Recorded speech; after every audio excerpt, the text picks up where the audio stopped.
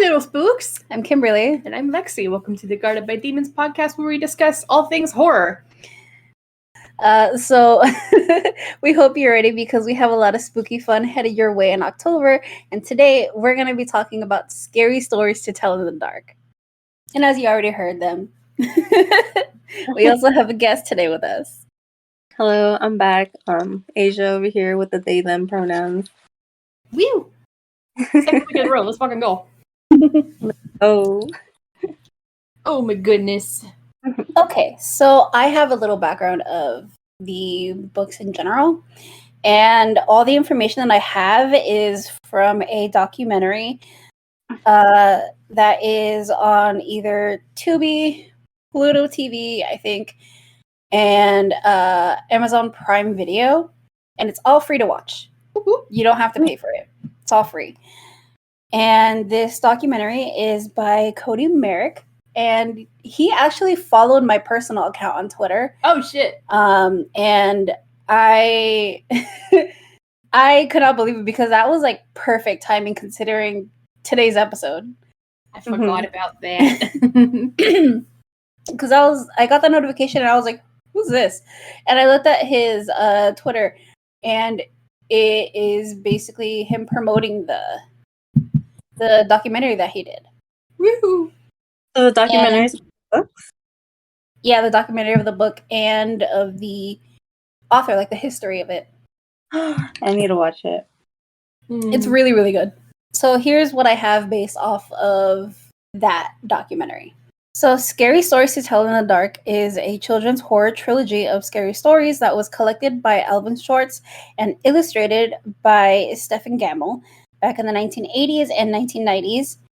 Alvin's book became the #1 most banned book in the 90s and remained in the top 10 challenged books from 2000 to 2010. And obviously, we've all read these books or at least seen them. To us, we can tell why these books were banned and, why adults were trying to get them banned from elementary schools specifically. Like, the imagery was and still is disturbing. The stories are too gruesome for kids to read, and the stories are ranging from either death, decapitations, mutilating a corpse, to hauntings, to skinning a person. Yeah. And it was no wonder why they wanted to ban little good story. God. Let alone the fucking artwork. Yeah. So, it's no wonder why all these adults wanted to ban these books specifically from an elementary school. But kids are curious. Also, we have the book with us here right now. Yeah, we've got a book. It's got all three in one. So we have the last publication, like, collection that they put out. So this is like the last version of the collection of all 3 books that they put out. But again, to reiterate, like, kids are curious and kids want to get scared out of their own choice. It is their own choice whether they want to read these books or not. And they brought in they're brought in by like the images, not just from the cover, but when they like flip through the pages and they see all these weird and scary and disturbing images. And when they actually read the stories, that's just like on another level of fear that they get. And honestly, their curiosity just keeps growing and growing until they reach that last page of the book. If I could share a story. I have, I'm a middle school teacher, and I have to, by the school, like this program that the school is a part of, I have to like have this library in my room filled with books from this one company and give my students like silent reading time. And they hate silent reading time, right? So one by one, I had to assess my students' reading levels, and I asked them, I was like, what kind of books do you like to read? And a lot of them mentioned like horror. So I bought the Scary Stories to Tell in the Dark to put in my library. And when I tell you, these kids fight over these books. And like, so they used to be like, no, I hate reading. Like, I don't want to do this. To like, I'm going to murder somebody for that book right now if you don't let me read it. So it's been a hit in my classroom. God, I love kids' responses to this because they're so different than the adults that are trying to like fight it. Yeah. And yeah, so it's just like, kids are still interested in this. They've never heard of these books before until I brought them, and then they were like, "Oh my god." Oh my god. So, like, these books, like, yes, they're here to scare you, but they're also here to educate you. Because Alvin has always sourced his stories and even gave little backgrounds before some of the stories began, so the readers know the tale has been passed down for many years and has like history within itself. That it has its culture and it has its region where it's from. So you get that little background, and if you want to like know more, you can search it for yourself to get more information. That's why it's there. And everyone who knew Alvin knew he was like very respectful and so intrigued by the scary stories that he took his time researching the right stories he felt would be perfect for these books. And according to Alvin's family, he loved the media attention. He loved that like the books were getting banned because it was just the fact that they were challenging people in general. It's like, don't push the big red button, basically. Yeah, pretty much. Don't read this. Well, now I gotta. So, despite like most adults being against these books, there's still a lot of adults fighting on the other side that thought these books shouldn't be banned because because these adults were like librarians and teachers who actually interact with these kids and find out why they like it so much. So again, like if you're not like getting scared with these books, like you're getting educated by history and you're getting to explore like new worlds through the imagination that you have. Of course you're getting scared because like that's the point. It's scary stories. But this is during the satanic panic, right? Yeah. Oh yeah, it is during Satanic Panic. Yeah, during like the 80s. The 80s, 90s, and even again in the 2000s, they're still trying to like do this. Yeah. It did not work. No. So there's a story that goes on through the documentary. And there's a story about this retired librarian that she shared, and she said during Halloween she had set up a scary stories display, not just with Alvin's books, but she also put many more like R.L. Stine with Goosebumps and Fear Street and The Nightmare Hour, and with a lot of like slightly older kids she put out the like Stephen King novels, and she loved that the kids loved Halloween season. And it was to the point where like these books were flying off the shelves. She could never keep them on there. Like as one book came back, another kid would take it. And it wasn't until one day that her superintendent came by with the first Scary Stories book in hand, and he told her that he wanted her to take the book off the shelf. And to her surprise, she didn't understand why. And why he would ask that. And he replied that there was a mother that complained and she didn't think it was appropriate for kids. Mm-hmm. So the librarian asked him, "Have you read it?" And he said no, he hadn't. He also said that she had many other books in the library that she could replace this with, and to please do so. And she said no, that she doesn't think she will, and instead she told him, "I'll check out the book to you, and we'll give ourselves some time to read it." But the fact that she only did this, it was just to buy time, because this was the very first time she had ever encountered a situation like this, where she would probably have to take this book down or talk to the school board over this one book. All she knew was that she had these kids that still loved the series.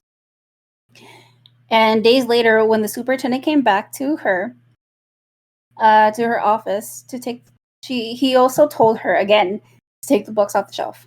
And she asked him if he had read it, and he said no, that he didn't have time. And then she told him, why does he want her to take the books off the shelf? And when the books have origins and traditions with each region that the story comes from, it's the most educational scary story book in that library. And she said to him, "I think I can defend this book." And he told her, "Well, I'll have to talk to the school board, and this will have to be a part of the meeting in 2 weeks. And how the story ended was on Halloween Day, her school held a Halloween parade for the kids as usual. And who did they see amongst the crowd? The mother who complained with her 2 kids. One was dressed as a witch, and one was dressed as a skeleton. And as usual, the school always takes like pictures of the kids to put up on display. So the librarian had taken pictures of that exact family and gave it to the superintendent. And the superintendent called the mother in and asked her to retract her complaint because it was ungrounded. Oh, yeah. Get wrecked. Got her ass. Get her! So they were able to keep the books on the shelf after that. Nice. Dude, I love, I mean, I love educators, like, not to toot my own horn, but, like, librarians, and, like, I love hearing these stories, because it's always, like, them trying to protect knowledge, and it's just, I don't know how to explain it. It's just, like, hella political, like, politically charged, and I love that people stand their ground, and are, like, kids are smart enough to understand what's dangerous, what's evil, and what's not. Like, relax, you know? Yeah, like there's a lot of talk about this in school board meetings where they say like it's too gruesome for kids to learn about. It's talking about like head decapitations and death and like just what happens after death. And it's like that's okay to talk to children about because they're going to ask about it. And it just depends on you personally if you want to talk to your children about it. But it's just the fact that they are eventually going to. Like, you can't tell them, like, oh, everything's going to be okay after that, you know? Because it's not. You do know what happens after death, and you're choosing to not tell them. But if they're curious and they find it in a book, that is no one's fault. A book is supposed to educate these kids, and that's what it's doing. Yeah, what I love about these books is, like, throughout all 3 of them, like, it's just being like, hey, we're all gonna die, and, you know, sometimes it's silly and funny. Like, ooh, worms are gonna eat. I'm mentally ill. No. Yeah, and you put your toe jelly on bread, and you're gonna eat it when you're dead. Like, you know, it's making, like, death less existential for children. And I think that the parents who have problems with it are probably haven't dealt with that existentialism themselves, maybe. I also have not done that. Yeah, no, I don't think so. I don't think they have. Right. Because they get too scared to talk about it with their kids that they don't want them to see it, you know? But yeah, like there's a part where this mom who has like tattoos of some of the illustrations from the book on like her arm. That's crazy. And and she says like, I'm not going to push my kids to read this. If they want to read it, they can read it on their own. And if they ask questions, I will answer it. Simple as that. I'm not going to like keep them away from it, but I'm not going to deliberately show them. Mm-hmm. You know, if they discover it on their own, they discover it on their own. And something that superintendent and that mother would have realized when reading this is that a lot of times people who end up getting murdered and whatnot in the book are people who mess with other people, either with the dead or the living, but either way, it's always the bad people that end up getting punished. Yeah, exactly. Mm-hmm. There was also like this is like a popular snippet from it where they talk about this lady, she's like that they're okay with not okay with, but like they're the kids that are basically learning about like why do they have to learn about like why do they have to be scared about strangers and stuff like that. Like yes, they can learn about it, but the thing is, why do they have to know or be scared of someone that might like, you know, kidnap them and chop them up? And the thing is, it's like that's the reality of it though, because they have to learn about it because it has happened. You can't shield them from that most of the time. No. Oh, yeah. Yeah, some of my favorite stories are like fears I have myself. Yeah. They're the ones that creep me out the most, and I'm just like, dang. Like usually with this book, the most creepy ones are the most realistic ones that could happen. Mm-hmm. Straight up. Which, to be fair, not a whole lot of those are in this book, but yeah, I have to agree. Not a whole lot of them, but there's a good majority of them that can. Yeah. I don't know if we want to start getting into our favorite stories because, like, I could share which ones creep me out though. We'll get to it soon. So I want to talk about the illustrations, and as for the pictures in the book, Stefan Gamel made the most like horrific images that could terrify anyone, no matter if you're a kid or an adult. Charcoal drawings, right? Yeah. So, have you noticed that each illustration is looking right at you as you read the books? No, it didn't click. Yeah. Yank the book So, real like, quick. Too many, especially children, Mm-hmm. if you can't see what's scaring you, they can't see you. So having those pictures look directly at the reader counters that statement, because you have to look at them just as they're looking at you. And as a child, it may even seem like way more scary to the fact that it could possibly jump out of the page and get you. And I love that, because in a lot of things, that doesn't happen. It's either an illustration of someone looking away or someone looking directly at something else. But with these books, these images are staring straight at you, and it's eerie and it's unsettling. It's like breaking the fourth wall. Yeah, that's exactly it. And yeah, they're straight up staring. Oh my god. That's exactly it. They're just staring straight at you. There are some where it's not, and it's staring at like another image in the book. But for the majority of these images, they're staring straight at you as you're reading. So it's more unsettling as the story goes on. Yeah, this guy isn't looking at you. He's looking at a floating book. Hey, that white wolf one, he has one eye staring at you and one eye staring up at the ceiling. Yeah. And then got a little lazy guy going on. There's this guy, he's looking at the floor and at you at the same time. For no thanks. Thanks, Jim. Guys. But yeah. So, okay, speaking of the illustrations, there was a 30th anniversary celebration back in 2011, and HarperCollins re-released the book with new illustrations by Brett Helquist. And oh my god, guys. So the new illustrations were as kid-friendly as you could get. And not really disturbing as the previous illustrations, and that resulted in a widespread criticism from a lot of the fans with the original. But in 2017, the books were reissued with the original artwork, which is one of the books that we have right now. Yeah, I actually went off and looked up some of the old pictures. They don't look bad, but they don't sell the creepiness. No, they don't. And I guess a lot of that could be an alternative for the parents who don't think kids should have read this book. That could be their alternative, which is completely fine. It's okay. It doesn't stop the content from being creepy, though. No, it does not. The pictures can only go so far. Kids' imaginations are fucking crazy. Exactly. So let's get into these questions. Okay.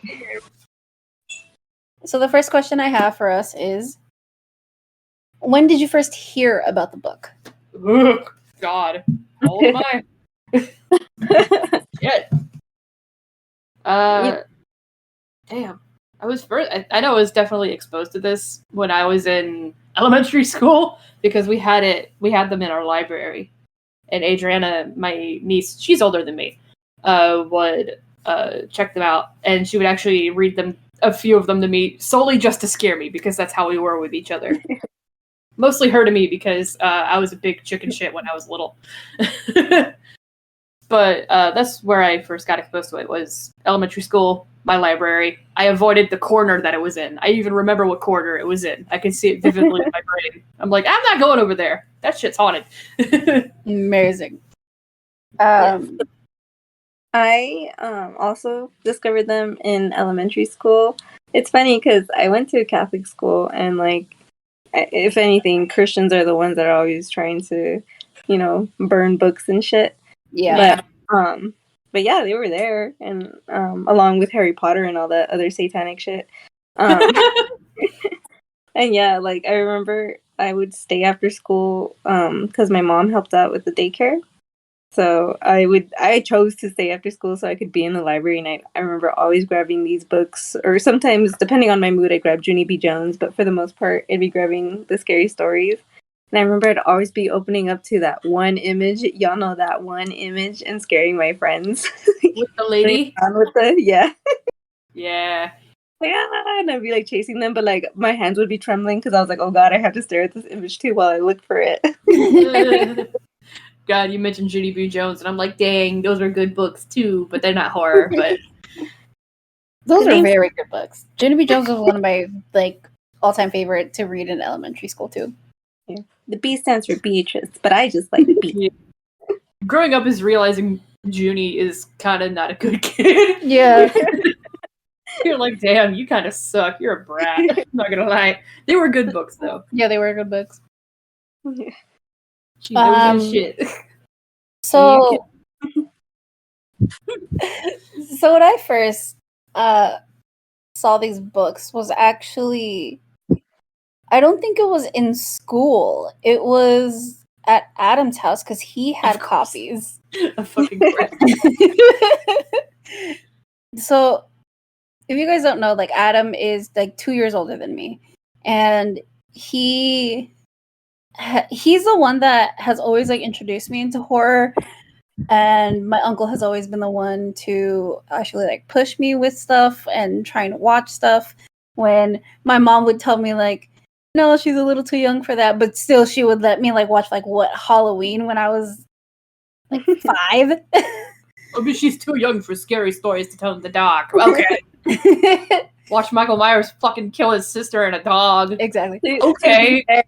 To be fair, these illustrations are scarier than anything Halloween has ever produced. She right. So yeah, I remember seeing that first. Like my cousin had, I think it was just the first one, and he would read it to me from time to time. And it wasn't until like I actually saw it. I think it was like at a book fair at school, and I would always like gravitate towards it, but I could never like bring myself to read it myself at the time. That tracks.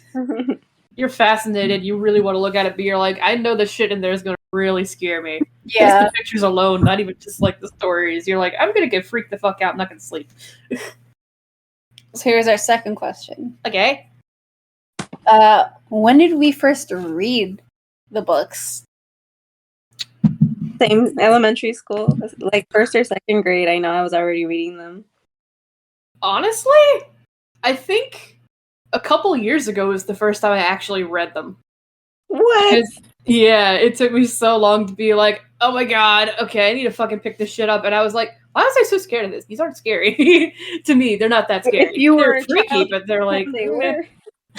I was a chicken. It took me so long to read them. Well, that's why. And now, like, you read them later on when you're practically like an adult. Yeah.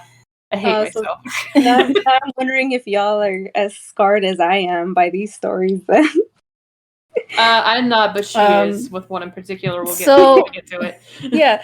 So the first time I read these books was again at like the scholastic like book fair.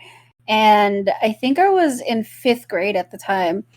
And that's when I actually like got the courage to open the book instead of just like looking at it. And I would spend at least like 30 minutes max, as much as I could, every day to read this whole entire book. And it scared the shit out of me. That was just the first book. It scared the shit out of me. And there was one particular story, and I read it when I was in middle school. I think it was like in 6th, 7th grade. So it was like 2 years after that. The initial first one.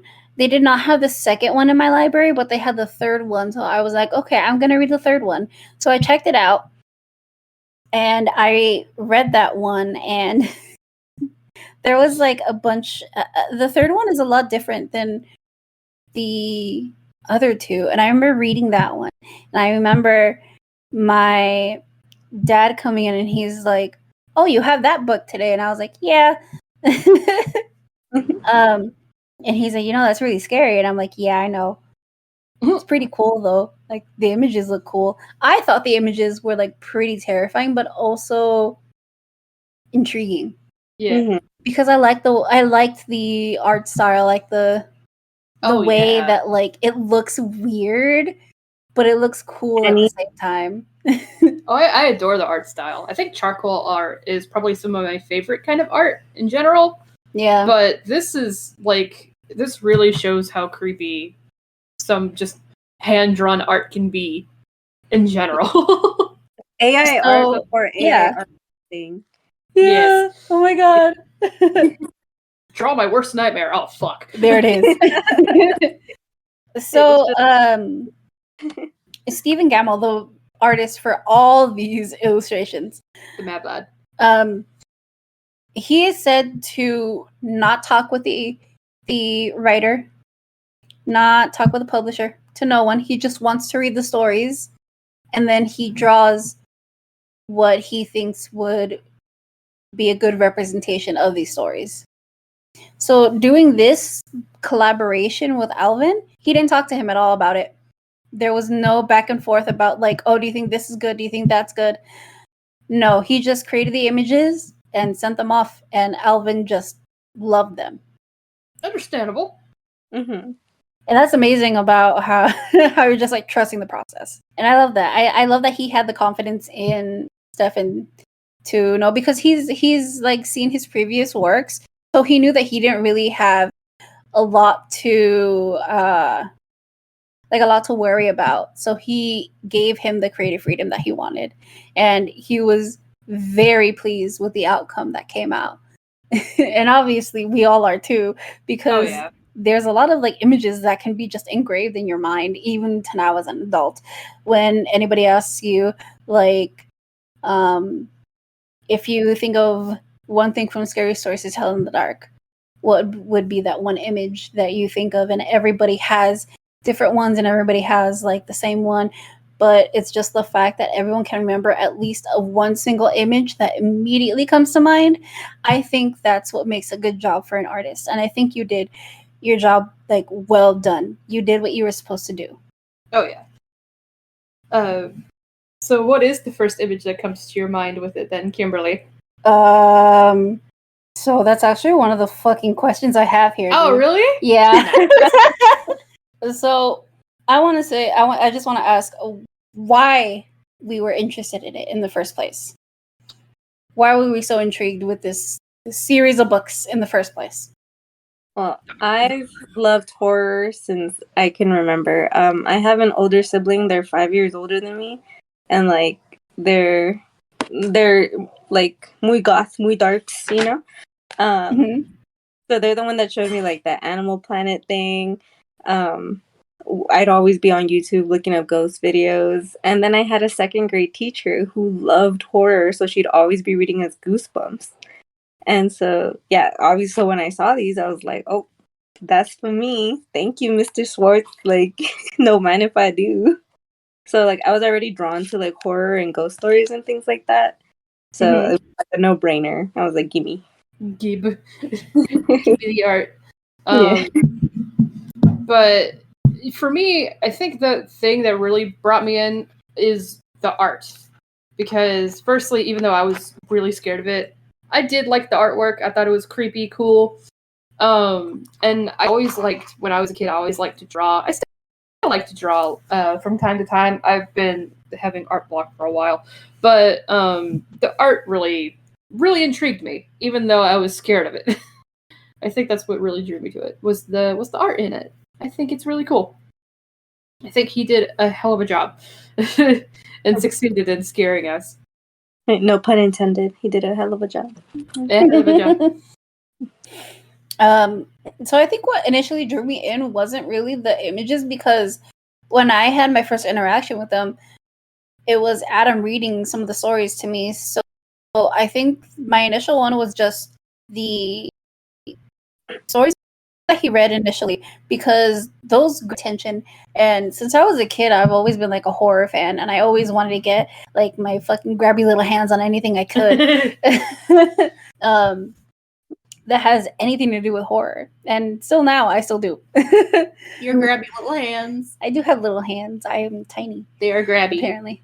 And the stories were the thing that got my attention because I not only liked how my cousin was reading them to me, not just like, scare the shit out of me, but I did find a lot of the stories very, very interesting, very scary, and it grabbed my attention. Like, there was a point that I didn't want my cousin to like stop reading because I wanted to hear more.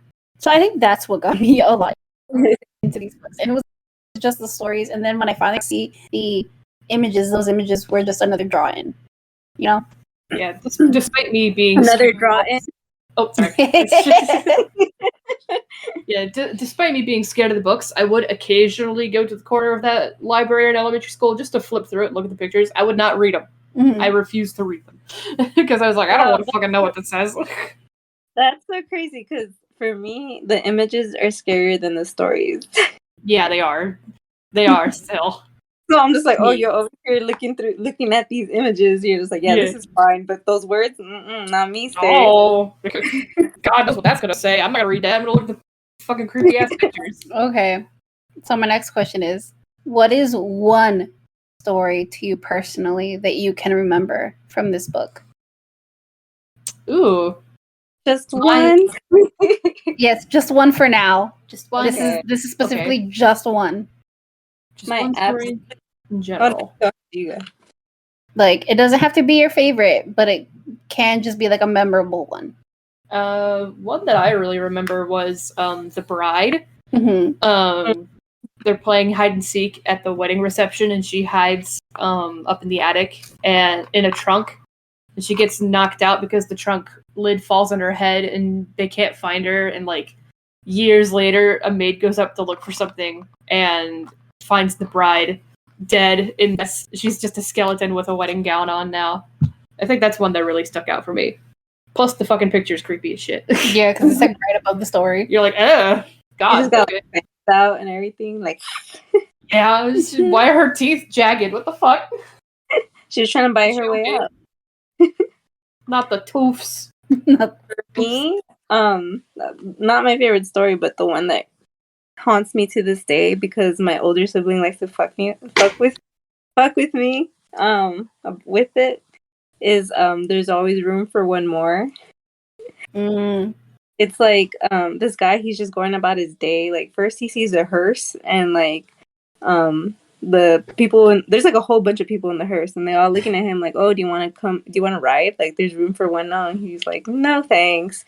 And like it just keeps happening. Like, he sees them throughout like the day. They're just like, hey, you want to like join us? There's room for one more. And he's like, yeah, I'm good. And it ends with him like going to take an elevator, and it's those people, and they're in the elevator. And they're like, hey, like, there's room for one more. Like, hop on. And he's like, yeah, I'll just wait for the next one. And then they're like, okay. So the door closes, and you just hear, like, screaming. Like, the elevator, like, the cord has ripped or something. And you just hear a crash. And, like, everyone on that elevator had died. So when I'm with my older sibling, and we're going to take an elevator, they're just like, hey, Asia, there's room for one more. And I'm like, shut the fuck up, you stupid whore. Do they do the thing where you're in an elevator together and they jump in it? No, I fall. My dad would do that shit to me. I'm like, please. I don't like that. Stop. Well, I like jumping in elevators because it feels weird. But yeah, they always do that shit to me, and it's just like, there's room for one more. And I was like, you know what? I'm gonna strangle you. Yeah, there's room for one more. It's gonna be you. Yeah. So I think one that's memorable to me, and it's just because I had a very active imagination as a kid, and you already know what it is. I do. You poor thing. So Harold was the one that basically is the one that's more memorable to me, and Harold about these two farmers going up to like this valley, this hill, because it's snowing where they are. So they go up there to where it's not, and to have like the cows feed and continue farming at that one place. And it goes on for a couple days, and they go back and forth. And it isn't until one day that one of the farmers suggests to make a scarecrow, and they make the scarecrow out of this one other farmer that they hate. They completely hate this dude. They name him after the guy. They also name him after it. And each night they would take him down from his post and take him inside. And every night till then, they have dinner with him. They literally like talk shit about him to the scarecrow. They smear their food all over him too. And it isn't to the point where like one night he grunts and they both, two farmers, both are in shock, but they leave it alone because it's probably like they think it's like mice or just bugs or something that got in it. No. That goes on. That keeps repeating for a couple nights until one night Harold gets fed up and actually gets up from the table and walks out. These two farmers are scared out of their wits, but they still go to bed in that same fucking house. I wouldn't. Burn that shit down. And the next day, Harold is just the same as always.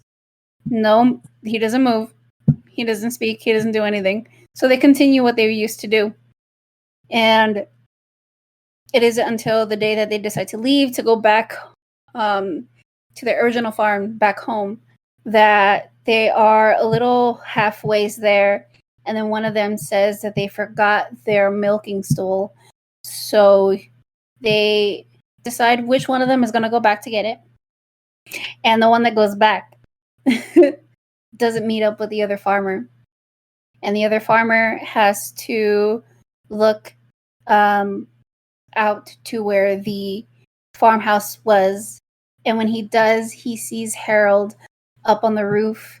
And he is fanning out something so it can sun on the roof. And what he realizes, it's human skin. And it just left like that? Yeah. Yeah, I think Harold is one of, if not the most creepiest story in all three books. Straight up. It's just so unnecessarily violent. Jesus. And I'm like, bro, stools, just stack up some bricks or some shit. Like, why do you need to go back for that? I love the fact that, like, it also states that they can't buy other ones because they're expensive. Yeah. So, like, they had no choice but to go back and get it. Dang, broski. F. Like, were they, like, ergonomic or some shit? Is that why, like, did those stools not some fucking, like, stuff? Good job. Now Harold's making human leather. Goes. For fuck's sake. But I mean, you can tell like the time period and everything with these stories. It sets the actual like, you know, I guess environment for each story that you read. The movie did not do Harold justice. No, it did not. But like, still made you cry. Yeah. I think. Yeah, because I didn't want to see it move, but it fucking moved. I hated it. Trauma. I didn't help that I was in the front row with Adam at the same time. Dang, bro.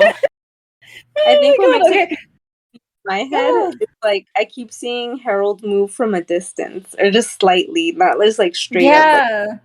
Like, you know.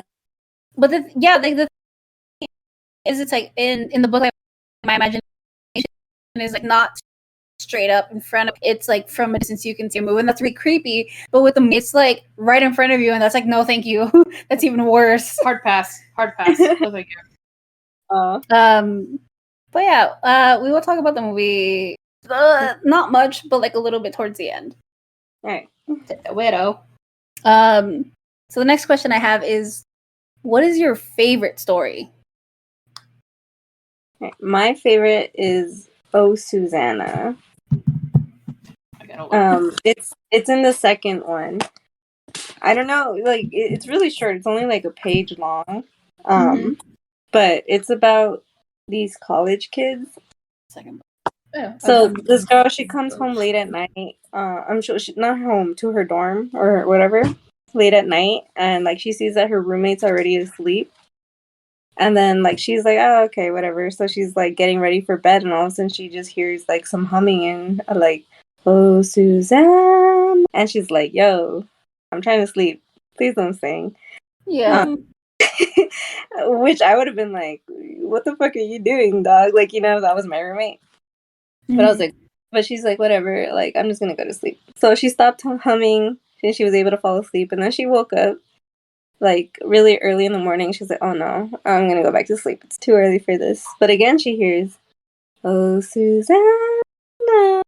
And she's just like, dude, stop singing. Like, I'm trying to go to sleep, it's too early. But she doesn't stop singing. She keeps, like, humming and humming. And then she's like, stop, cut it out. But the singing won't stop. So she gets fed up with her. She gets out of her bed and she, like, pulls the covers off her roommate, and her head's missing. And she's just like, I'm having a nightmare. When I wake up, everything will be all right. And that's where it ends.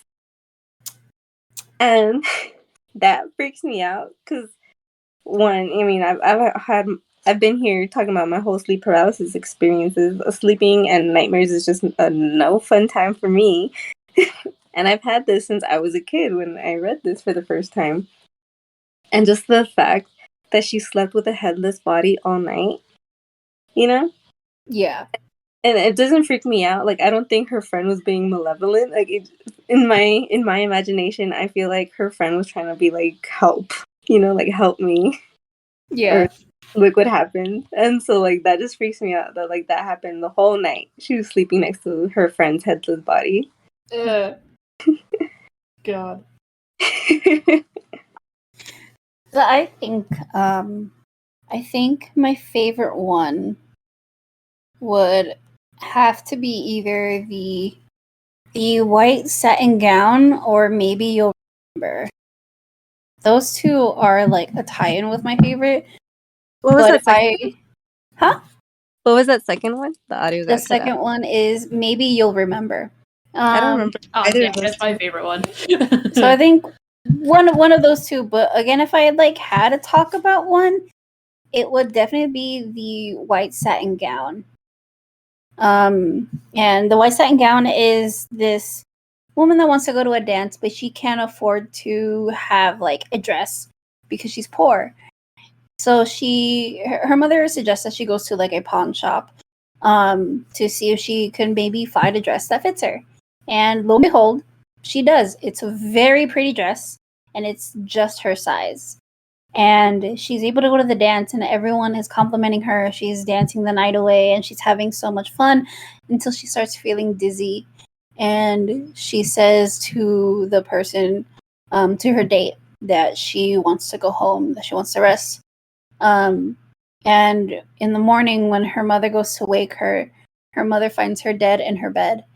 And the coroner, who tells her mother that they think that she was poisoned from chemicals that were from a dead body, because that dress was originally on a dead woman's body from a funeral not too long ago. And that woman was the same age as her daughter. And what we find out is that an undertaker had stolen the dress and sold it to a pawn shop. And that's what caused her death, because the chemicals had seeped into her skin while she started to sweat while dancing. And that's why she started to feel dizzy. And I think that's one of my favorites, not just because of it's creepy and it's it's something that could possibly happen, but not really. You wouldn't think it would happen.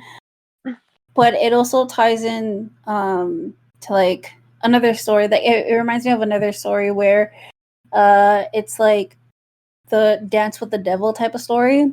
Oh yeah. Where this woman dances with this really good looking guy, and she looks down and she sees that it's he's got hooves for feet. Yeah, he has hooves for feet. So that's why I think that's what I like about that story, because it reminds me of this other story. And that other story has been passed down through generations. Yeah. It especially with a lot of with like all our culture, it's a big like no, like don't accept offers from these people because you don't know that you might make a deal with the devil or anything like that. Because a dance with the devil might last you forever. Yeah. Yeah. So I actually found mine, and the second one that you mentioned, Kimberly, is actually my favorite as well, which I think is really funny. We have so much in common. It's a good one. It's a really good one. And I do have to preface that allegedly this story is true, because I remember I've looked into this story in particular, and apparently it's based off of like true events that actually happened to somebody. Yes, it did actually. There's a page like 102 that explains all this. Oh, sweet. Okay, cool. So basically, maybe you will remember, it's basically this 16-year-old and her mom. Really? Yeah, that was one of my favorites too. Yeah. It's basically this 16-year-old and her mom check into a hotel. They're traveling, and the mom is really, really sick. And the daughter calls upon a doctor to come and check on her. And the doctor's like, we need a medicine. It's back at my home. I'll give you the address if you want to go get this medicine and bring it to me. This could save your mom's life, basically. And so the daughter goes to his house, and they call a cab for her, and they don't know where they're going, seemingly.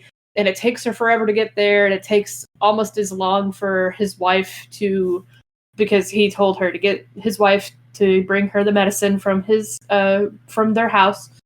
And it's taken the wife forever to give the daughter the medicine, and on the way back, the daughter discovers that the cab is like just going the wrong direction, and swears that she's going down the same street at least a second time. And so she gets out of the cab and actually makes it back to the hotel. And when she is like, where I want to go up to, I'm here to, or the lady behind the counter is like, oh, would you like to, they act like that they've never seen her. Would you like to rent a room for the night?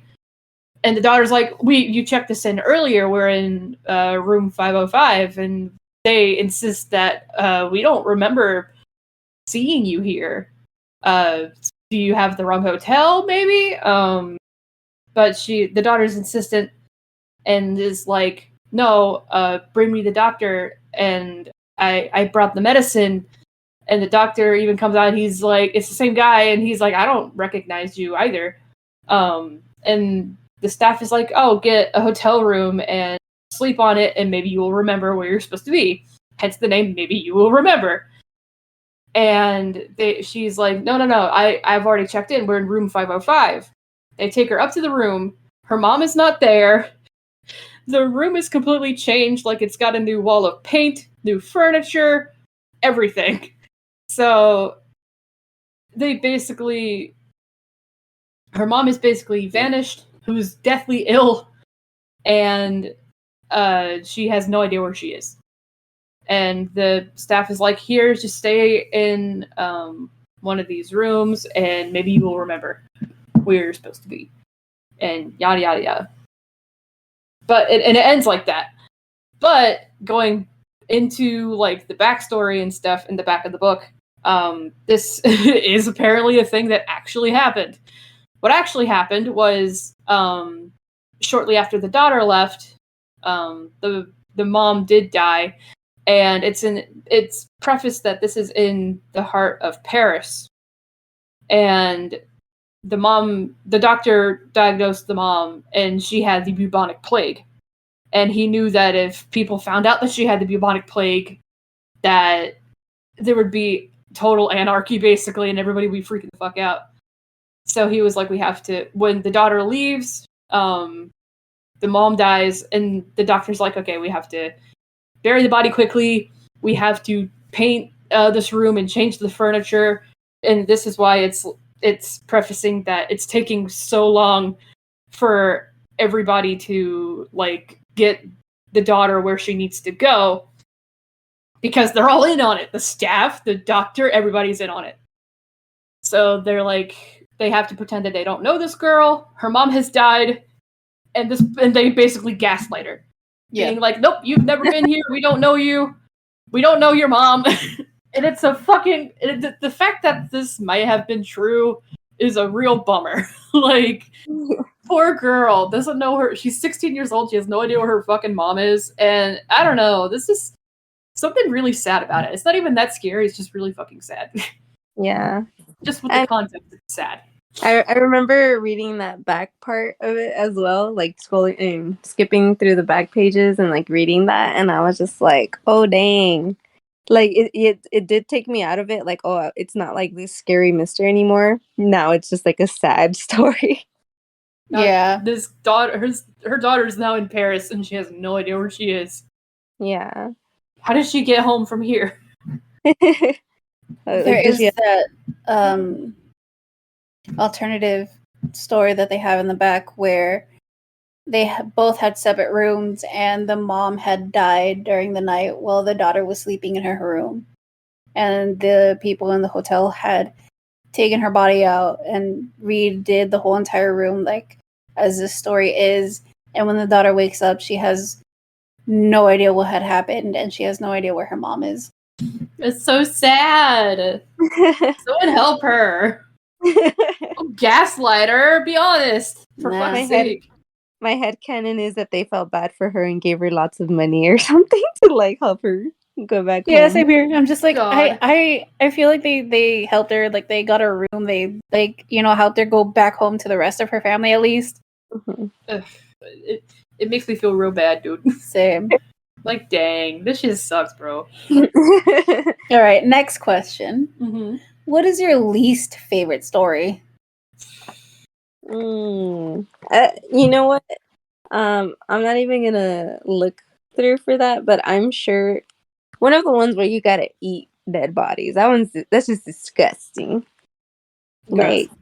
Like, yeah, just anyone where like they're just like, I'm gonna take this toad, make soup, or like, I'm gonna kill these animals and make sauce. Like all the ones about meat, like really gross me out. Even though I'm not a vegetarian, I love me some carne asada, but like that's a mood. Yeah, but just like the ones about like meat always grosses me out. Yeah. I think my least favorite story in the book is The Dead Man's Hand. And The Dead Man's Hand is basically about this university of like nurses.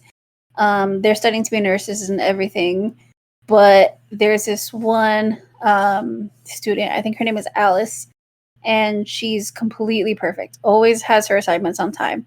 Never gets upset about anything.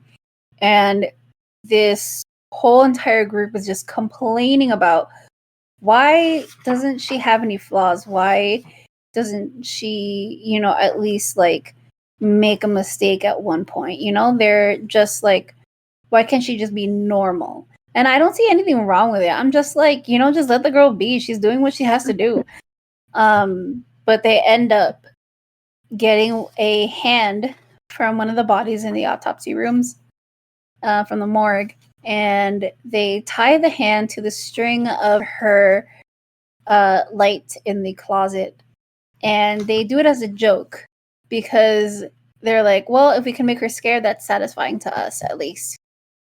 And the next, during the night, they see her that she's just sleeping in her bed. So they're like, okay, we'll go check on her in the morning. And morning comes and she is not in class. So they go check on her in her dorm and they find her on the floor of her closet, just horrified. She's traumatized because of that.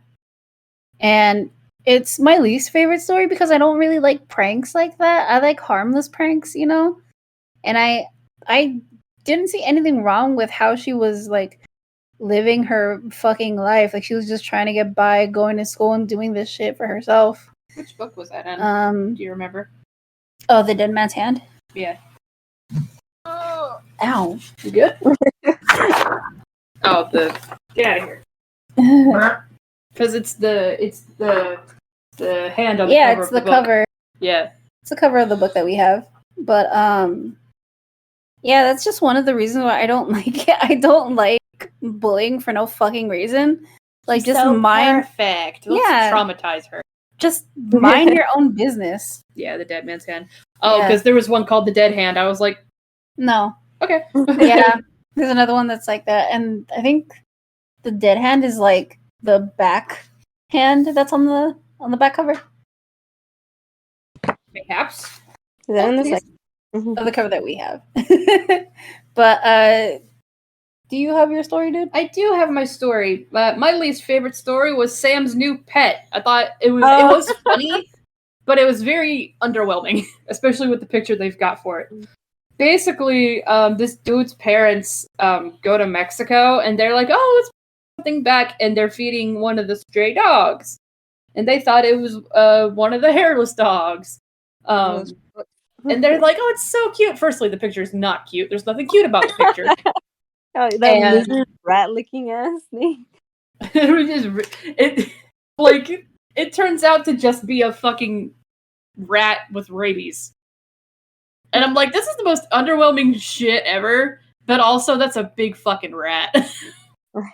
Yeah. You know what? No disrespect, that is not the most underwhelming one. The most underwhelming one is the haunted house. Because of that image. Oh shit, which one was that? The woman with the sunken eyes. Oh yeah, shit, you right. That was the most underwhelming one because I was like, oh damn, this is gonna be the craziest story. This one's gonna like pop off. And it's just, I mean, not is just, but it's like some woman got murdered and she's trying to get revenge on her. See, but I thought that was interesting though. I was bored. This is where it's good though, because everybody's got a different opinion about this book. Yeah. About these stories. But I like that one. That's probably because I'm really into like true crime and shit like that. I'm like, oh, the ghost with the bloody fingers. That's something else. That one was funny though. It's like, because it ends with literally, cool it, man, get yourself a band-aid. Which I think is funny. Because I don't think the dead man's hand, or the dead hand rather, has a picture. I don't think. That one is just basically about this dude trying to prove to everybody that this like particular area is not haunted, and then he gets his fucking hand yoinked off by a hand that's not attached to a body. But okay, what was I gonna say? Yeah, like I don't know. I always found it really boring because I think like again the one picture is so iconic. Yeah, the picture is so iconic, but the story is, I don't know. There was like other like haunted house stories in these books that I thought were way more creepy, like the black dog, or that one, those guys that like took shelter in this house and like they just heard like this woman being murdered and like they all ran. Like those were all so creepy to me because I'm just like, oh my god, if I was in that situation, I would have booked it the first Scream. I wouldn't have stayed. And then like, she comes around.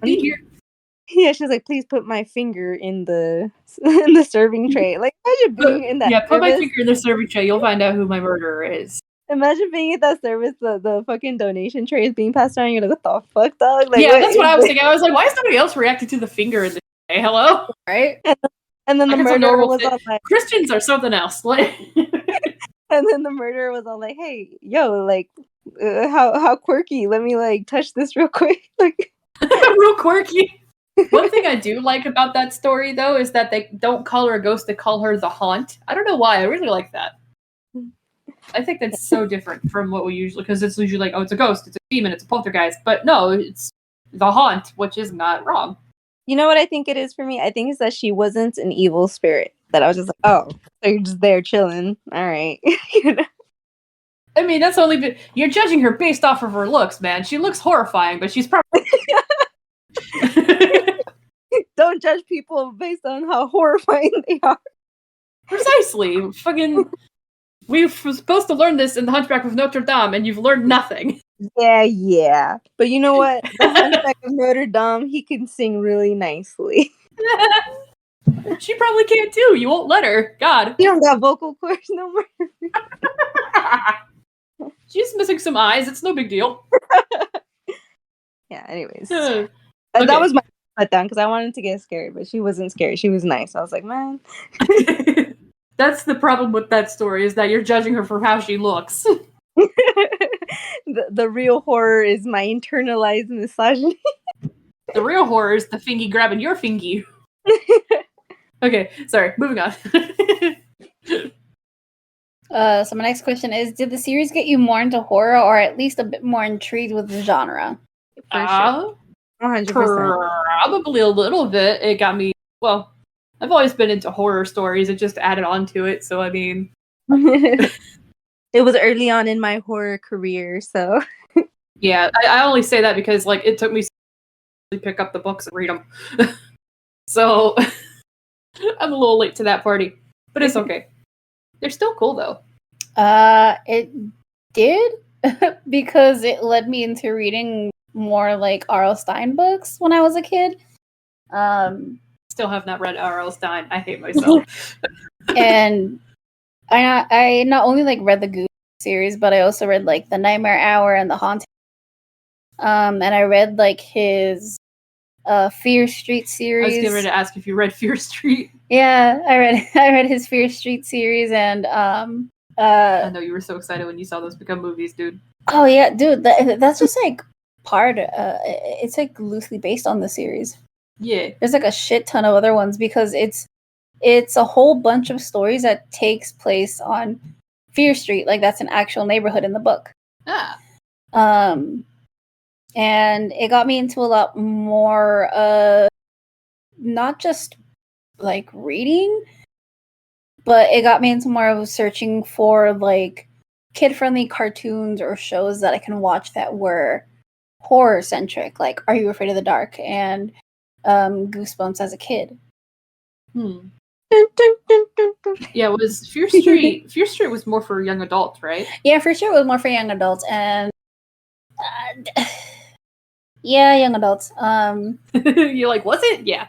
Was it? I don't know because I read it in middle. I'll fucking remember. But also like R.L. Stein had like these one-off stories that weren't a part of like a series like Fear Street or like Goosebumps or any of his other ones. They were just like one-offs because he had like The Girlfriend and The Boyfriend. Those two books I really liked, and I think I like The Boyfriend a lot because I think the main thing was like the boyfriend came back from the dead, but in a plot twist, it ended up being just a whole ass prank. Oh, yeah. Damn. Just prank, bro. Just prank, bro. Just like that. Just like that perfect girl with the hand in her closet. It's just prank. Yeah. You can't handle a prank. Am I canceled? No. Can't handle the prank. Okay. Can you hand me the book? Yes, I sure can. Here you go. Thank you. So this next question I have for us is, what images from each of these books, all three, are memorable to us? If you could pick one image from each of the books. Oh god, I'm gonna have to flip through. That's why I asked you for the book. Thank you. Well, for the first one, I think for me it would be the Slithery D. Just because the Slithery D. I love like the drawings. They're still a little creepy, but I find them really cute. The Slithery D, he came out of the sea. He ate all the others, but he didn't eat me. That one. The Slithery yeah. came out of the sea. He ate all the others, but he didn't eat. Yeah, that's like the third book, right? No, it's in the first one, I think, isn't it? It's really cute. I don't know. His little butt just out there before he gets... I saw that earlier. I was like, it looks like a little devil with a butt. Yeah. It's cute. Oh, I forgot about the hook. Shit, dude. Like, it's just like these three little characters staring out into the sea. And then, one looks like where the wild star monster. The second one looks like a little, like, calf or something. And then the little ball. It looks like a sheep with a bison's head. Yeah. What do I can describe it? And the moral of the story is we're all gonna die. Yeah. Oh, we fucking did, bro. No. You're really fucking dead. Oh my god, he fucking did. Okay.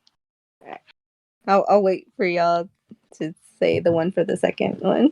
Do you have one for the first one? For the first one, one that really stands out was general question, right?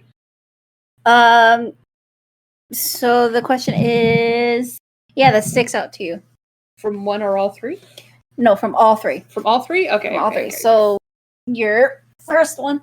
Excuse me while I flip through these pages of the first book for a moment. Because I don't fucking remember. I've literally read most, if not, most of this throughout the today. So everything is kind of blurred together at the moment. Okay. Yeah, Let me see here.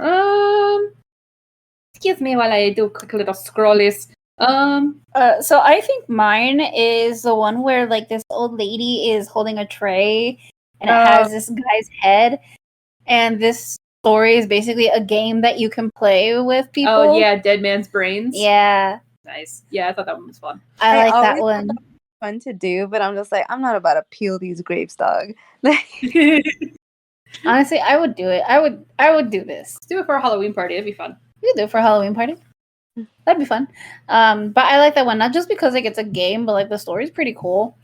And I like that image a lot because you can see like the steam coming from his head. Disgusting. And the fact that like the lady has a smile on her face, that's even creepy. I'm just like so happy. I love it. I love it so much. That is one of like the most memorable ones that I have. It gives the vibe of the cook from Matilda, when she's yeah, like all greasy and like, and like bon appetit, and then like I'm like, I bet you licked your fingers too while making this disgusting old woman. But yeah, bon appetit. Ones that really stick out for me is I got two. Was obviously the girl from the haunted house, the one that kind of has a story. She's still horrifying looking. I know we were being goofy, but she is scary looking. And the one from the girl who stood on a grave, which is the story where she accidentally stabs her own knife over a grave and gives herself a heart attack, basically. Yeah. Yeah. And she's just standing on the grave. She's screaming, and that's what the picture is. So it's one of those two. I can't pick. I think they both look really cool. You know what? I think that was the first ever story I heard or read from this series. That one. Oh, the girl who stood on a grave. Mm-hmm. Yeah, I feel like that's a lot of people's first ones. I feel like I remember distinctly hearing it in third grade, at least bits and pieces of it. But yeah, those two. I can't pick between the two, but those two, killer. Scroll onto the second scroll. Let me flip to the second book. Do you have what you want to say for your second image? The one from Somebody Fell from a Loft. To be honest, I don't really remember the story because I didn't reread that while prepping for this. But like that image is, I think, like the creepiest one in the second book. Personally, it's so it looks like a foggy marsh, and in the center there's like a decapitated head, and it's just like frozen in a scream.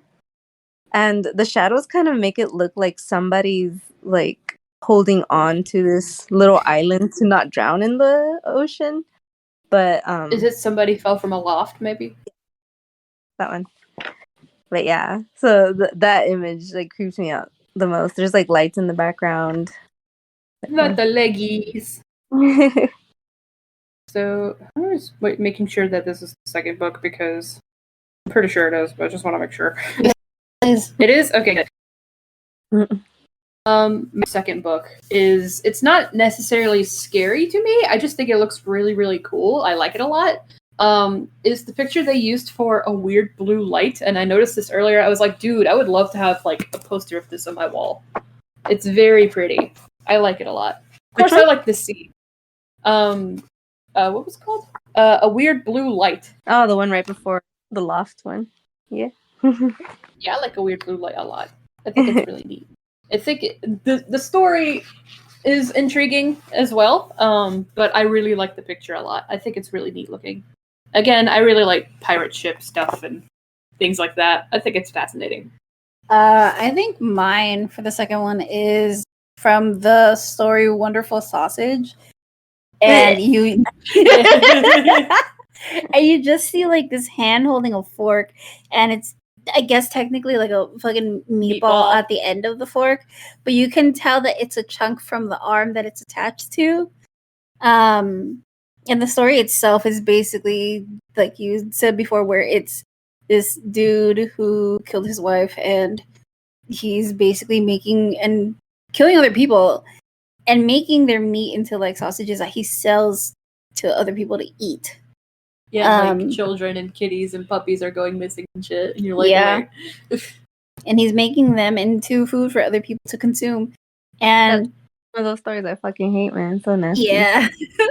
Gross. And it's one of those like stories that have been told so many times that have either been a plot of like TV shows or movies themselves in general. And the reoccurring thing is that they're killing people to make food, whether or not they are cannibals or not, you know? Yeah. It's just a thing that they have. And that's another thing where that brings in like the Texas Chainsaw Massacre, because when you find out in like the second one, that's what they're doing because of the meat shortage and because of what was going on in the economy back then, that this family was taking humans and making them into chili. I've never been a fan of chili anyway, you know? Mrs. Lovett's meat pies, tender and sweet. I've still never seen that. I love Sweeney Todd, man. I want to see it. But yeah, that's my favorite, or like one that stood out for me just because of the insinuation of the story and stuff like that. It's just like, oh, okay, I guess. Disgusting. Disgusting. There was a second one that I really liked that Kimberly just went by. Is the picture for the church. I think it looks really neat. I like it a lot. Were they all screaming, or which one? No, it's just a picture of a church. Yeah, it's just a picture of a church, and it's clearly abandoned, falling apart. You just like empty environment. I think it looks cool. I like how eerie it looks. I like location pictures. It's not really the objects and the people that kind of do it for me. It's the locations. I think they're neat. I'm one of those people attracted to objects. That's crazy. I'm pansexual, am I not? Oh shit.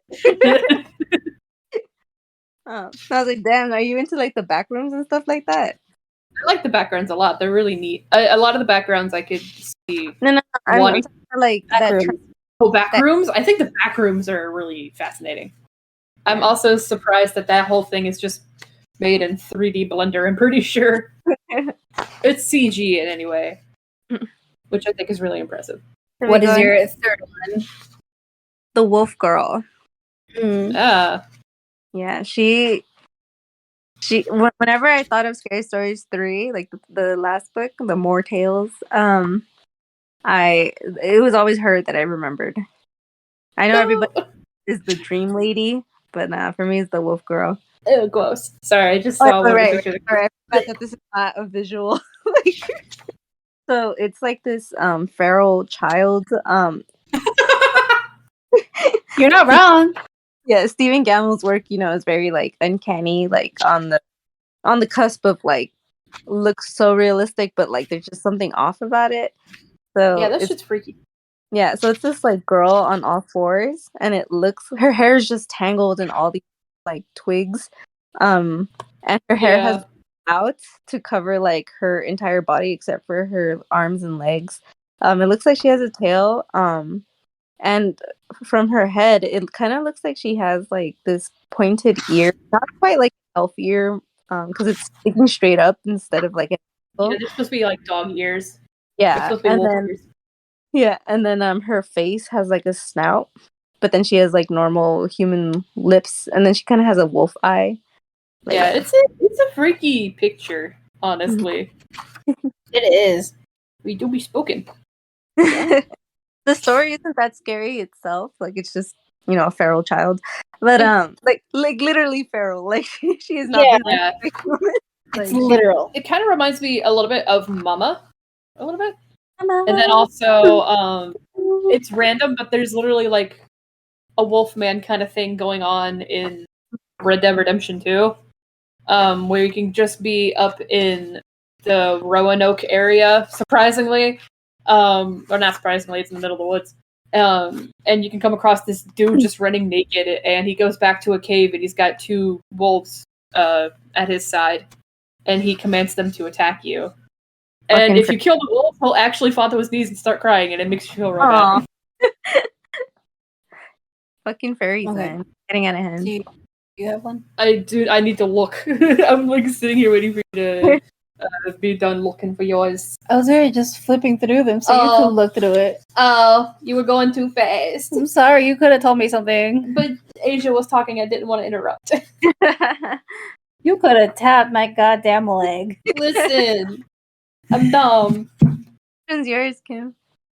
I think mine is gonna be the image from No Thanks, because it creeped me out even as a kid.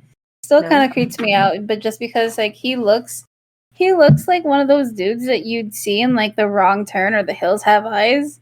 Oh yeah. Yeah. It reminds me of that so much, and it's like, oh no, thank you.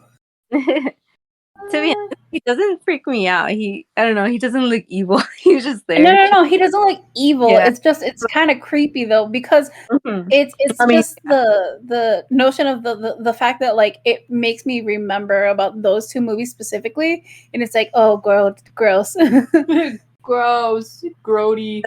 It's this disfigured man. His like one of his eyes is really, really bulging out. Like he has like a huge bump on the side of his head where his eye is. Then his nose, I don't even know how to describe that. Triangle. It's like a really big triangle. Then he has like a bump on his head at the top. It looks like a dick coming out of his head. Ew. Yeah, guys, it's kind of hard to describe. That's why I said like if you know those two movies that I Hills Have Eyes and The Wrong Turn, you would pretty much like get the gist of what the image is of how he looks like. Okay, so I think there's my favorite image and then one that just stands out because it's gross. My favorite image from the third book is probably the picture they have for Hello Kate. It's just this marsh. It's a location. It's a creepy location. It's just like this marshy area. It's clearly foggy and it's nighttime out. And Hello Kate is basically about this dude who's going to a school dance, and he runs to a girl named Kate. And the thing is that she had died like the year before or something like that. And so he was like, "Oh, she shouldn't be here. Why do I see her?" And it's fucking. Huh? I don't know. It's just funny. It's like, hey, you shouldn't be here. You shouldn't be here, I'm pretty sure. But yeah, I like the Hello Kate art. It's very pretty. I like it. Spooky. I like it. Like the silhouette in the back right there. Yeah. It kind of reminds me of again, there's an area in Red Dead where this kind of happens. And surprisingly, also in a marsh, and I've talked about it in our Easter eggs episode. But you can come across this woman who's a ghost in the marshes of Red Dead 2. And basically her story gets unfolded there. Just go look at our Easter eggs episode. I explained that. And then the second one that I picked out because it stands out, not because it's my favorite, is the red spot. The one with the girl with the spiders all over her fucking face. Because that's a hard pass. It just stands out to me because it's gross. I'm like, fucking gross. And those are mine. Oh, mine. What's next? Nice. Just like, it's grody. I hate it. So I have one more question for us. Okay. And this last question is, how do you view the books now as an adult compared to how when you were a kid? And I know we've been talking about it the whole entire time here, but this is a time to actually emphasize it more and say more if you need to. Okay. So I definitely am not as scared of these stories anymore. But for me, I'm not scared of these books anymore. I definitely was hella creeped out as a kid. But like now when I read them, I like get this wave of nostalgia. Like I'm back in my elementary school library, after school eating circus animal crackers. Yeah, it's a good time. I'm not scared anymore. Like I can even open to the page with that woman and like not have hands trembling, you know? Yeah. I Oh, can with stare the sunken eyes, right? Yeah. Even though the story's not scary. No. It's definitely not for me. It's not as scary, even because I didn't read these books as a kid. Again, I was chicken shit. And when I did read them, I was like, "Why was I so scared of this? They're not scary. They are creepy." Well, to an that's extent, the point, but, though, like, because you didn't read them when you were a yeah, kid. I didn't read them when I was a kid. It was just like the pictures freaked me out, and that was all the experience I had from them, really, other than when Adriana would read some of the stories to me. Yeah, and I mean, to be fair, the book did its job anyway. It scared you as a kid. It did. But nowadays, I'm just like, I really love the art. I appreciate it. And I like the stories too, even if they are some of them are a little corny and not quite as scary as we all remember them. But I really enjoy them a lot. It was very fun reading them. I think we can all agree that these books are not scary as they were when we were kids, now that we're adults. But that still doesn't take out the fact that there was one time in our lives that we were scared of these books. We were genuinely terrified of these books. And as I view them now, I notice things a lot more than I'm an adult than I was when I was a kid. Like, you can comprehend a lot of more of the lore of these stories, and you can tell like which region they came from without having that little information that Alvin put in there.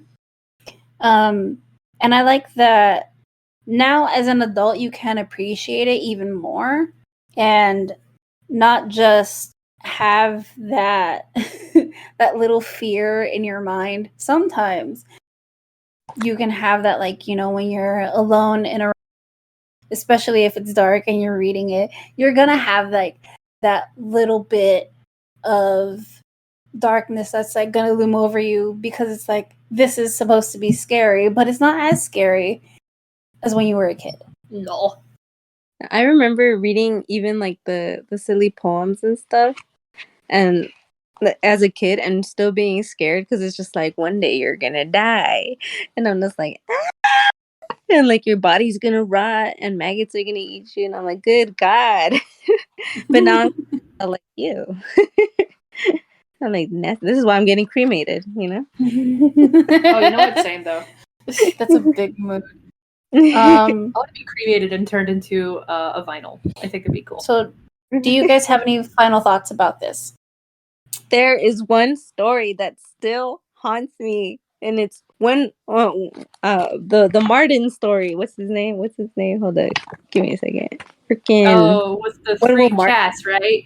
Yeah, it's just like, what was Martin gonna do? I do want to know. know. What's Martin gonna fucking do? Because the protagonist was smart and he left before Martin came, and now we're never gonna know what Martin was gonna do. Come on, protag. Let's get with the program. You're a horror. You're supposed to be dumb. Yeah, exactly.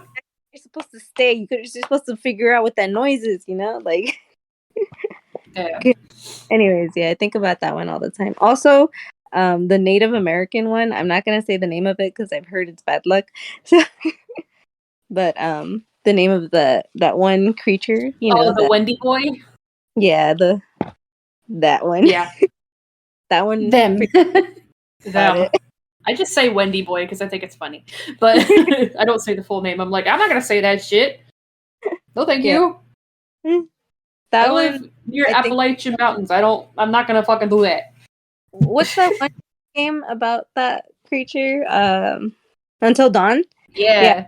I remember I picked up these books again when that game came out because I was like, hey, I remember hearing the name of that creature before, and I reread the book and I was like, oh yeah, that's crazy. Oh yeah, you're not supposed to say that word. Shit.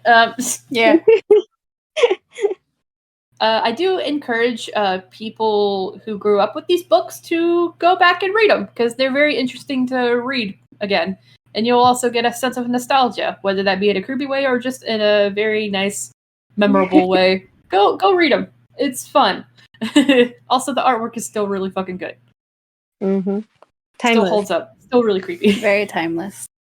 So My last thoughts are I want to thank Cody Merrick for making such a wonderful documentary about the Scary Stories to Tell in the Dark series, and to have all these people that loved the books as a kid now as adults having their interviews and letting them speak about how it influenced them as a creator, because there are people who are like photographers now that used to do wedding stuff, and they are now doing like horror photos, and it's what they love the most.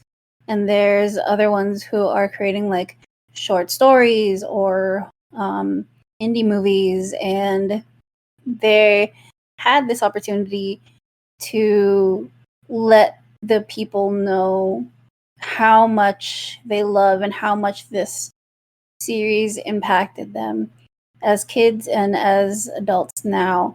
And surely it has impacted each and every one of us. Because otherwise we really wouldn't be sitting here doing this podcast, talking about this book. I didn't even talk about all the stories I wanted to. Did you want to continue? Oh, I mean, no, like if it's gonna drag on too much, it's fine. No, it's fine. Did y'all have other stories you wanted to talk about? Not really. I don't think, because all of them are, because I read them all basically today. They're all kind of blurred together at the moment, so I wouldn't be able to organize my thoughts personally. But that's up to you, Kimberly. Is there any stories you wanted to talk about? Not really, because I feel like I said what I had to say about any of the stories that I mentioned. And if there are any other stories that you want to talk about, Asia, go right ahead. Okay. That's completely fine. But I just think like, there's 2 more? Yeah, just 2 more. They're both from the second book. Okay. One of them is The Bed by the Window. Hard That one? That's a mood. Yeah. Okay, so it's about these 3 guys. They're sharing a hospital room, and the one who's been there the longest gets to have the room by the window. And so the guy who had that bed initially died, so they all moved over one bed. And the one that's sitting by the window is always telling the other guy like all the things he's seeing. He's like, "Oh, I'm seeing all these pretty girls. I'm seeing like people walking around. I can see the pizza parlor from here." And the guy's like, "Wow, I love hearing these stories, but you know what I'd like more? Seeing them myself. So what I'm gonna do is I'm gonna kill this guy." So he like hides his like heart medication. So he has like a heart attack in the middle of the night, and like since he can't find his medication, he passes away. And he's like, "Nice. All went according to plan." He now gets the room by the window, and it ends like this. After the nurses had left, Richard turned to the window and looked out, but all he could see was a blank brick wall. So I remember like being a kid and being like, "What was that other guy lying? Did they just recently build that brick wall?" And now that I read it again in preparation for this, I'm just like, you know what? I don't think it was either of those things. I think that previous guy was telling the truth and saying all the things he saw, but like divine punishment made it so that he would never see that and would have to live with the guilt of killing somebody for review. Yeah. Because I was just like, dang. I really thought, for my longest running theory was that the guy was lying and he just wanted to make him feel jealous. But I'm just like, no, that doesn't make sense. Yeah, rereading it today, I thought it was like a way of reminiscing, maybe? I don't know. Like stuff that he missed and stuff that he'd seen. I don't know. Yeah, because it never mentions the first guy, like his, like what he saw. Yeah. So like that's why it's kind of like crazy, but I'm taking it as divine punishment. It's probably punishment. Yeah. Get wrecked, scrub. If only you were patient and waited for him to die like a regular person. You ain't seen shit. Yeah. And now he has nobody to talk to. All right. And the second one I wanted to talk about was The Man in the Middle. And I think that one. Yeah, this one freaked me out a lot because since I was a kid, um, I'd have to take the bus everywhere because we didn't have a family car, and like last year, like I would still take the bus everywhere because I don't drive and things like that. So this story is about this girl who goes home really late at night on the train, um, and she's like, "Oh, don't worry, mom. Like, there's always a police officer. Like, I'll be okay." But there was no police officer. Um, and these three guys come on, like holding up this guy. He seems like drunk, like his head's rolling all over the place. And when they sit down, like he just kind of like slumps onto the guy's shoulder, like he's sleeping. And Sally's kind of just like, okay, like whatever. They sit like directly in front of her. And then at like the next stop, one of the guys gets off and he's like, "Hey, Jim, take it easy, all right?" And then at the next stop, the other guy gets off. He's like, "All right, Jim, like see you later." And then like the train takes like this sharp turn and like the guy falls over and she's like, "What the fuck?" And she looks down and like there's blood coming out the side of his head and with a bullet hole. And I'm like, oh hell no. Cause that could actually happen. yeah, I've had like 2 or 3 people sleep on me on the bus before, like strangers, like just sleeping on me, and I'm just like, oh, excuse me. So like The way I would shove them off of me. I would always. Sometimes I felt bad because I'm just like, they'd be like senoras who probably like coming out like working for a long time. Or one time I think was like a sex worker, and I was like, pobrecita, like she's really tired. But yeah, I'm like, because I always thought of this story. I'm just like, what if they die on me? That's that's like too realistic. Don't croak, please. Yeah, I was like, please don't die. I gotta go home. I don't want to deal with this. I just want to sleep. But yeah, those are the 2 other stories I wanted to talk about. I like those stories. Those stories are really good. Mm-hmm. Also, I guess like one final thing I want to say is a thank you to Alvin Schwartz, who created this series. I want to say thank you to him and his family.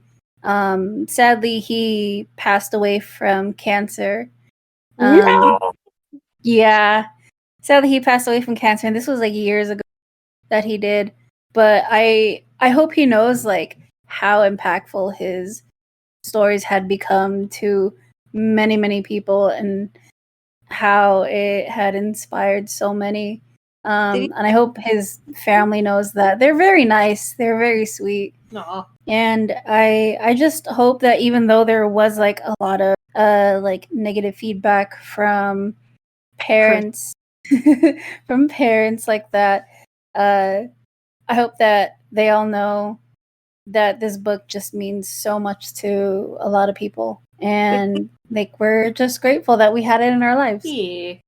Also, just like he's so respectful to the old story source material. I like that he put the actual credits to the stories in the back of the books and gives backstory and how he got them and stuff like that. I think that's cool. Because not a lot of Grimm's fairy tales, not a lot of people did that stuff. Yeah, so Alvin died back in March 14th in 1992. Damn, bro. That's how long ago. Oh, here come the miss. There she is. We have a cat here. Hi, Dory. She's going to be on her scratch post. So, if you guys want to know, Alvin Schwartz had died of lymphoma. Damn. Yeah. Well, that kind of makes sense now. If he had been diagnosed with cancer, why he was making stories about, like, making light of death and things like that. But I don't know how long he had that diagnosis, so maybe not. I don't know.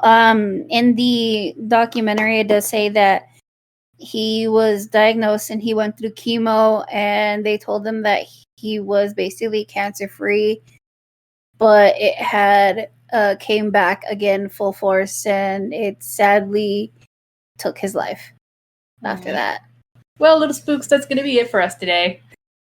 You know what? Join us next week as we talk about jump scares. Oh, God. Don't forget to rate us. Y'all better include some scares in your podcast. Oh, no, we're not doing that. We're not that mean. No.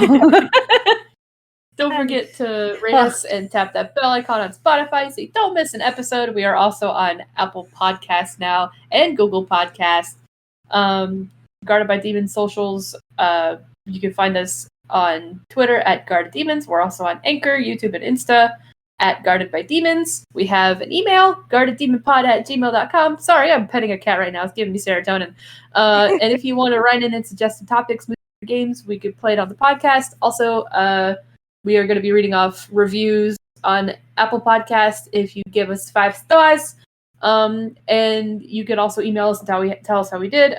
Don't be mean. I will cry because I read the emails, and we both will go over the reviews together. All right. Do you have anything you want to share? I want to plug.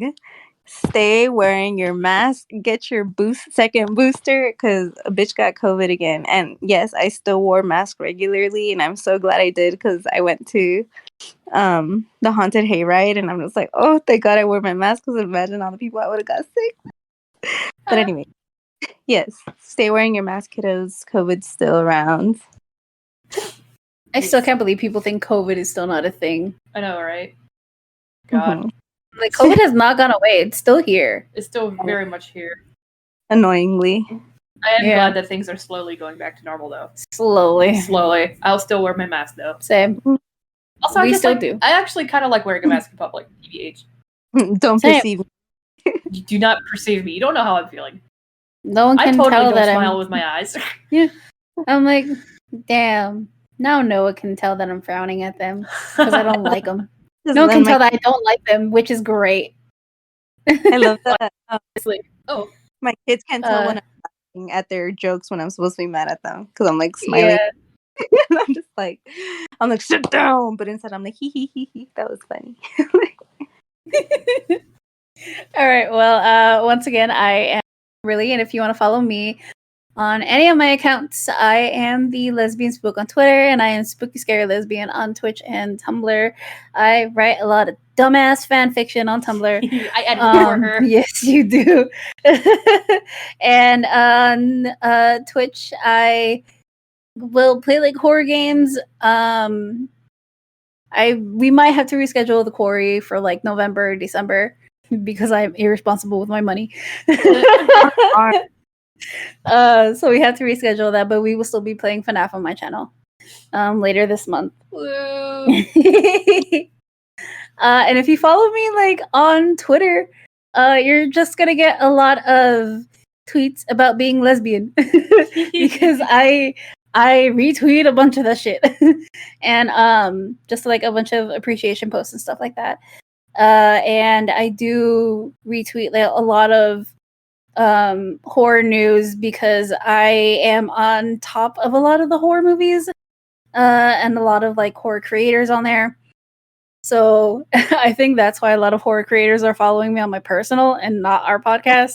Which I'm trying to have that be switched around. So hopefully, yeah, someone with a horror podcast followed me on my personal as well. I can't remember who the fuck it was though. Yeah. And the Silver Linings playlist. Oh, amazing! Nice. So shout out to them. I don't know who you are, but shout out. Apparently, we follow them though. Oh yeah, we do. Oops. Whoops. Sorry, I don't know who you guys are. She might. And if you're hearing this on YouTube, you can subscribe to us. You can click that bell icon so you don't miss any notifications, and you can comment on our posts to recommend any movies or subjects that you guys would like us to talk about. Yay! I'm Lexi. If you want to follow me on Twitch, it's @SpyProEagle. I play a variety of games there.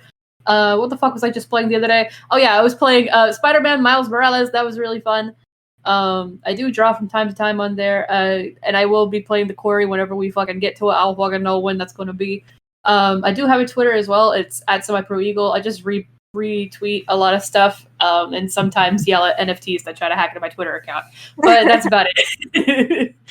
But yeah. All right, guys. Thanks for joining us today. Oh, and thanks to Anchor for sponsoring us. Yeah, thank you for Anchor to sponsoring us. And, you know, if any other, like, horror streaming services, I mean, like, Shudder, if you'd like to sponsor us. Please. Please do. But anyway, yeah. That's it. All right. Bye, guys. Stay spooky. Bye. Stay spooky.